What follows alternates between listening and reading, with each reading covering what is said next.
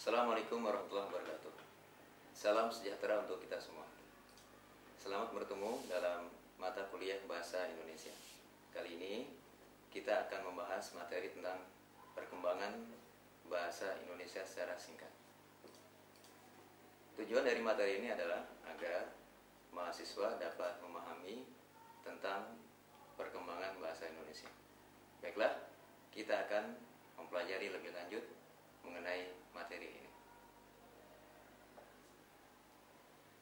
Yang pertama, sebelum masa kolonial, bahasa Melayu dipakai oleh Kerajaan Sriwijaya pada abad ke-7.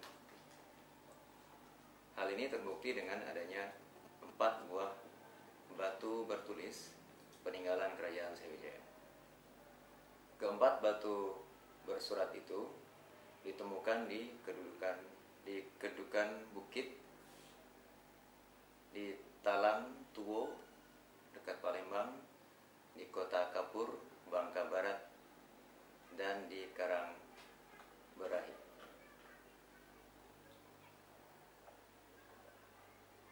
Bukti lain ditemukan di Pulau Jawa, yaitu di Kedu. Di sana ditemukan sebuah prastasi yang terkenal bernama inskripsi Ganda Sut.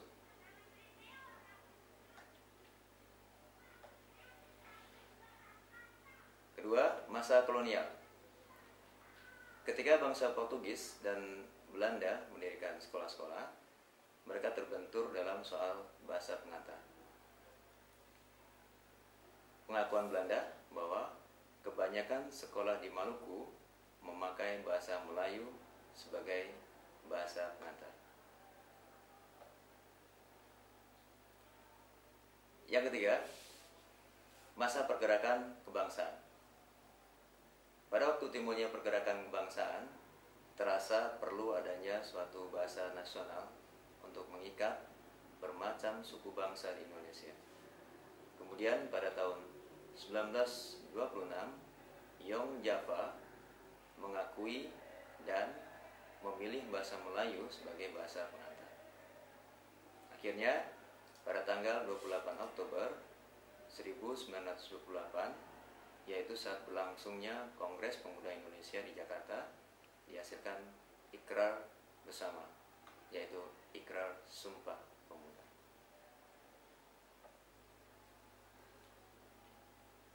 Yang keempat,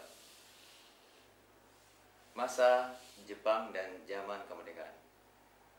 Setelah Perang Dunia Kedua, ketika tentara Jepang memasuki Indonesia, bahasa Indonesia telah menduduki tempat yang penting dalam perkembangan bahasa Indonesia.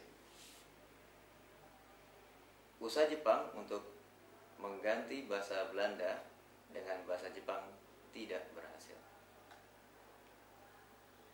Bahasa Indonesia juga dipakai sebagai bahasa pengantar di lembaga-lembaga pendidikan dan untuk keperluan ilmu pengetahuan.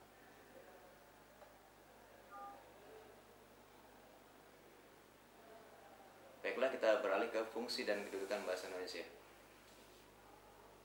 Yang pertama adalah lambang kebanggaan kebangsaan. Yang kedua, lambang identitas nasional. Yang ketiga, alat perhubungan antar warga, antar daerah, dan antar budaya. Keempat, alat yang memungkinkan penyatuan berbagai bangsa dengan latar belakang sosial budaya dan bahasanya masing-masing ke dalam kesatuan kebangsaan Indonesia.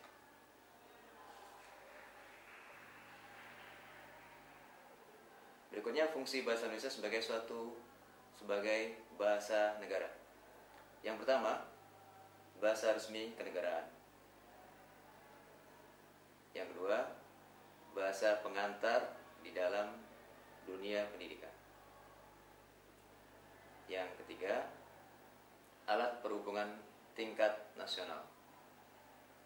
Dan yang keempat, alat pengembangan perkembangan kebudayaan, ilmu pengetahuan, dan teknologi.